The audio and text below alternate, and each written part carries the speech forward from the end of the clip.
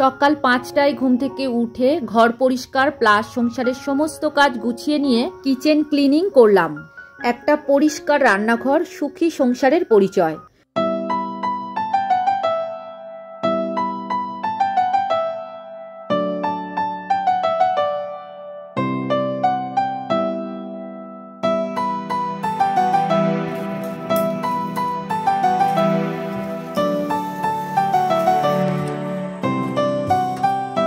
রাধে রাধে বন্ধুরা, শুভ সকাল। তোমরা কেমন আছো? আশা করি তোমরা যে যেখানে আছো সবাই খুব ভালো আছো, সুস্থ আছো। লালটু কুন্তি কিচেন অ্যান্ড ব্লগ চ্যানেলে তোমাদের সবাইকে জানাই স্বাগত আর অনেক অনেক ভালোবাসা। আজকের হলো শুক্রবার, সকাল এখন 5টা বাজে। এখন থেকেই তোমাদেরকে সাথে নিয়েই নতুন আরও একটি ব্লগ আমি শুরু করছি। সাথে থাকো, আশা করি আজকের ব্লগ তোমাদের খুব ভালো লাগবে। প্রত্যেক দিনের মতো সকাল সকাল ঘুম থেকে উঠে পড়ে ফ্রেশ হয়ে চেঞ্জ করে ঠাকুর প্রণাম সেরে নিয়েছি। তো এখন ছাদে চলে এসেছি। এইবার তোমাদের ছাদের পরিবেশটা দেখাবো। তো আজকে দেখো মেঘলা করে আছে, কিন্তু বৃষ্টি হবে কি বলতে পারছি না। আমাদের ছাদ তো শুকিয়ে গেছে। তো চলো এইবার একটু ঝাড় দিয়ে নিই। কদিন ধরে বৃষ্টি হচ্ছে, ঝাড় দেওয়া হচ্ছে না। তো প্রায় সময় তোমাদের সাথে বাসি কাজগুলোই শেয়ার করি সকাল থেকে। আজকে আমার বাসি কাজ সমস্ত সারা হয়ে গিয়েছে, তবে কালকের বৃষ্টি হয়নি, দেখো শুকিয়ে গেছে। তো এখন ঝাড় দিয়ে নেবো, তারপরে নিচে যাব, এক এক করে কাজ করব। ঝাড় দিতে দিতে তোমাদের কিছু কমেন্টের উত্তর দিয়ে নিই। কল্যাণিয়া মায়ের রন্ধনশালা থেকে দিদিভাই লিখেছে, বাড়ির সমস্ত কাজ সেরে রান্না করলে, বাবার পছন্দের খাবার বানালে ভালো লাগলো গো। বৃহস্পতিবার কর্পূর ধুনো দিয়ে এত নিয়ম নিষ্ঠার সাথে কাজ করো, এইসব দেখে খুব ভালো লাগে। তোমার ভিডিও সবসময় সুন্দর হয়। সম্পূর্ণ ভিডিও দেখে নিলাম। শরীরের যত্ন নিও, ভিউজ ঠিক আসবে, ধৈর্য হারিও না। খুব ভালো লাগলো, ভালো থেকো। থ্যাংক ইউ দিদিভাই এত সুন্দর কমেন্ট করার জন্য। তোমার কমেন্টটা পড়ে আমি মনে সাহস পেলাম, ভিডিও করার এনার্জিটা একটু বাড়লো।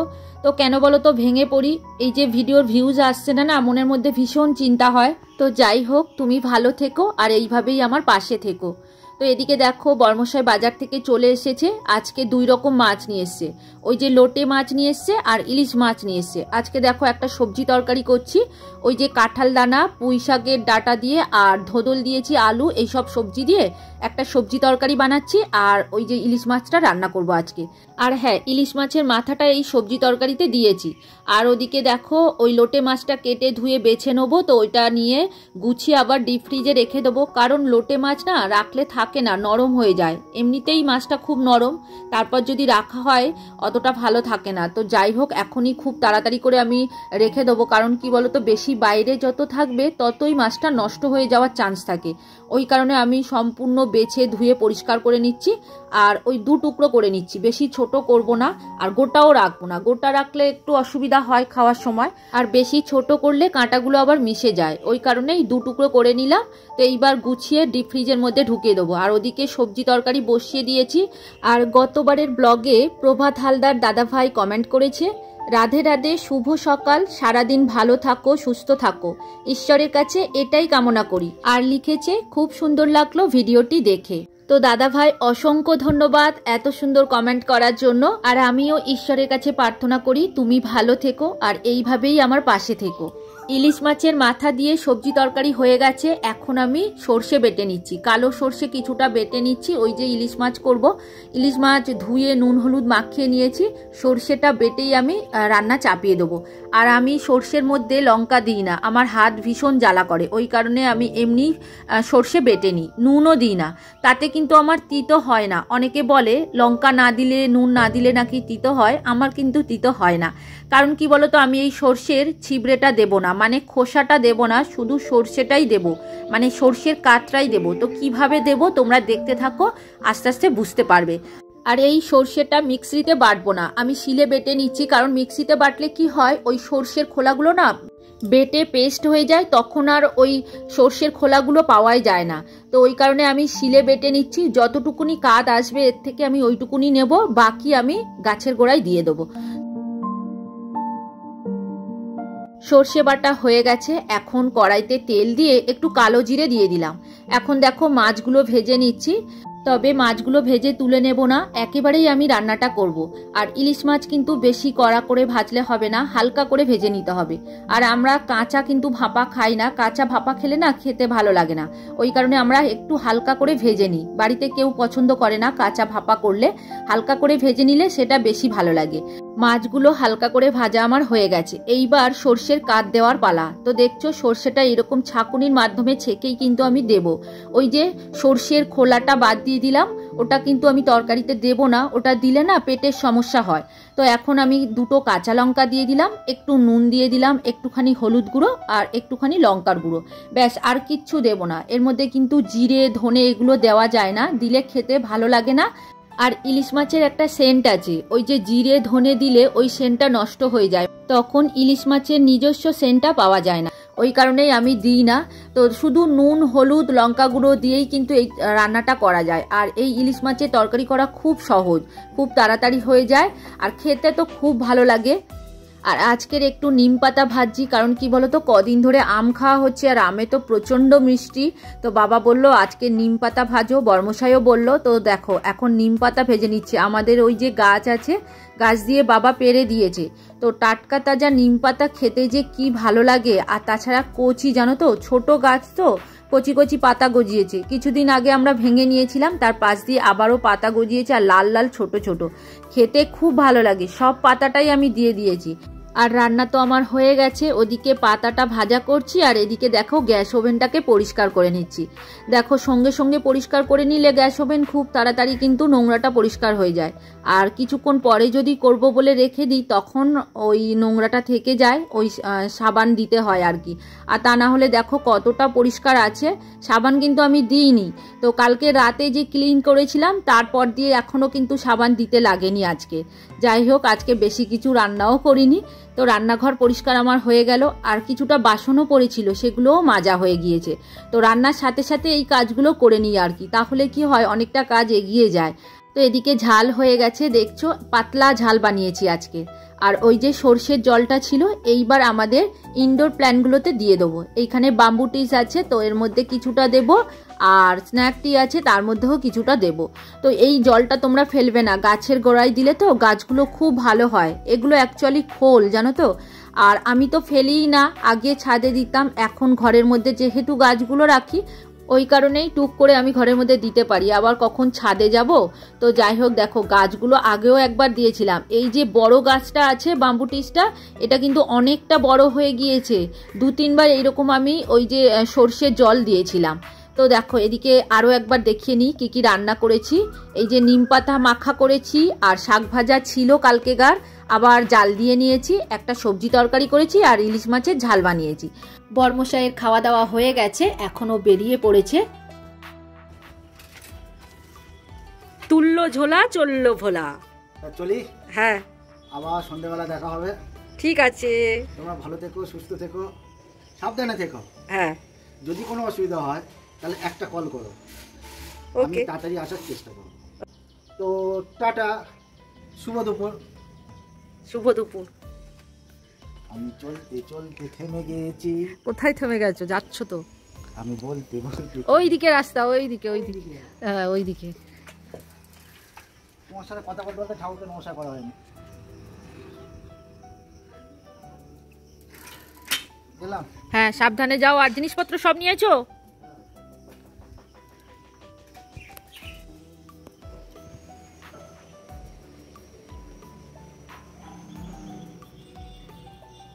আজকের ওয়েদারটা তেমন ভালো না, মেঘলা হয়ে আছে অবশ্য। বর্মশাই তো চলে গেল, এইবার আমি এক এক করে আমার কাজগুলো করব। তবে এখনো ভিডিও ছাড়া হয়নি, তার কিছুটা কাজ আছে, সেটা করব আগে, তারপরেই বাকি কাজগুলো করব। মানে আর সংসারে অনেক কাজ আছে, সেইগুলো করব। তো আজকের বৃষ্টি হয়নি, দেখছো রাস্তা শুকনো হয়ে গেছে। তবে বর্ষাকাল তো একটু শ্যাওলা হয়েছে রাস্তায় আর কি, তবে একদিন পরিষ্কার করে নেব। তো চলো এইবার উপরে যাই, এখনকার মতো টাটা। এখন ভিডিওর মেন টপিকে চলে এসেছি। তো দেখো এখন রান্নাঘরটা আমি ক্লিন করব, মানে যেখানে আমি কন্টেনারগুলো রাখি। দেখো আমার সব কন্টেনার যে একই রকম তা কিন্তু নয়, এখানে পিঁপড়ের বাসা করেছে, তো আমি সেইগুলোই দেখো পরিষ্কার করব। অনেক দিন করা হয়নি, আজ করব কাল করব এইভাবে ভাবতে ভাবতে না আর করাই হচ্ছে না। আসলে অনেকটা সময় লাগে তো আর খুব কষ্ট হয়, ওই কারণে মানে ভয় লাগে কখন করব। তো আজকে দেখো ফাইনালি শুরু করেছি। আর এখন গরমকাল চলছে, এরপরে বর্ষা আসবে। আর এমনিতেই গরমকালে আরশোলার উপদ্রব হয়, তবে আমাদের বাড়িতে তেমন আরশোলা নেই। তো যাই হোক, পিঁপড়েটা আছে। আর গ্যাস ওভেনের নিচে যে সেলফ কাউন্টারটা আছে ওইটা খালি করে নিয়েছি, নিয়ে দেখো একটুখানি ভিমবার আর কসবাইট দিয়ে মেজে নিচ্ছি। আর এরপরে আমাদের ভাদ্র মাসে রান্না পুজো আছে, তখনও পরিষ্কার করতে হবে। গতবারের ব্লগে সুস্মিতা দাস মহারানা দিদিভাই কমেন্ট করেছে, আমি দুধ ভাত আম দিয়ে মাখিয়ে খেতে খুব ভালোবাসি, কিন্তু সহ্য করার ক্ষমতা থাকতে হবে। তো দিদিভাই থ্যাংক ইউ কমেন্ট করার জন্য। আর একদম তুমি ঠিকই বলেছো, আমি কিন্তু সহ্য করতে পারি না দুধ। আম খেলে ঠিক আছে, তবে অতিরিক্ত আম কিন্তু আমি খেতে পারি না। তো একটু বয়স হয়ে গেলে না এগুলো খাওয়া যায় না, কিন্তু আমার শ্বশুরমশাই উনি খেতে পারে। বাড়িতে ছেলে আর বাবা দুধ খায়, আর আমি আর বড়মশাই খাই না, কারণ আমাদের খেলেই গ্যাস হয়ে যায়। আর অনামিকা বাসু দিদিভাই কমেন্ট করেছে, আমার নামটা নিও নেক্সট ভিডিওতে দিদিভাই, আমি তোমার চ্যানেলের নিউ সাবস্ক্রাইবার, আমার ভালো লাগবে। তো থ্যাংক ইউ অনামিকা দিদিভাই কমেন্ট করার জন্য। তো এই যে তোমার নামটা নিয়ে নিলাম, তুমি খুশি হয়ে গেছো। তো এইভাবেই আমার পাশে থেকো, আর তুমি আমার ভিডিওতে অবশ্যই কমেন্ট করো আর ভিডিও দেখতে থাকো, তাহলেই বুঝতে পারবে। আর আমি প্রত্যেকের কমেন্ট পড়ার চেষ্টা করি। যে সমস্ত বন্ধুরা আমার আছে প্রত্যেক দিন কমেন্ট করে, সেই সমস্ত বন্ধুরা কিন্তু জানে আমি প্রত্যেক দিনই কমেন্টের উত্তর দিই। আর যদি দিতে না পারি নামগুলো অবশ্যই আমি উল্লেখ করি। তো যাই হোক বন্ধুরা, এদিকে দেখো কন্টেনারগুলো আমি একটুখানি মেজে নিচ্ছি, কারণ কি বলতো একটু একটু তেলকালি পড়েছে। আর আমার কিচেনের এই স্ল্যাবগুলোতে ঢাকা নেই, তো ওই কারণেই একটু তেল উড়ে পড়ে আর কি। তবে অতটা বেশি পড়ে না, এগুলো নিচে থাকে তো অনেকদিন পরে পরেই পরিষ্কার করতে লাগে আর কি। তো কিছুটা আমার করা হয়ে গেছে পরিষ্কার, এখন দেখো আর কিছুটা বাকি আছে, এগুলো করেই তারপর ধুয়ে নেব। আর বিট্টু বিদিশা ব্লগ আইডি থেকে দিদিভাই লিখেছে, তোমাকে শাড়ি পরে খুব সুন্দর লাগছে। তো থ্যাংক ইউ দিদিভাই কমেন্ট করার জন্য। তো আমি সব সময় শাড়ি পরি না, ওই যে ঠাকুর পুজো দেওয়ার সময় শাড়ি পরি, আর মাঝে মধ্যে যখন ইচ্ছা হয় তখনই পরি আর কি। আর কোথাও গেলে শাড়ি পরি, এমনিতে শর্টস বানাই যখন তখনও পরি। তো যাই হোক, তুমি তোমার সন্তানকে নিয়ে খুব ভালো থেকো গো, আর এইভাবেই আমার পাশে থেকো। আর কবিতার কথা থেকে দিদিভাই লিখেছে, খুব সুন্দর হয়েছে। আর রাখির ছোট্ট সংসার থেকে লিখেছে, খুব সুন্দর লাগছে দিদিভাই ভিডিওটা।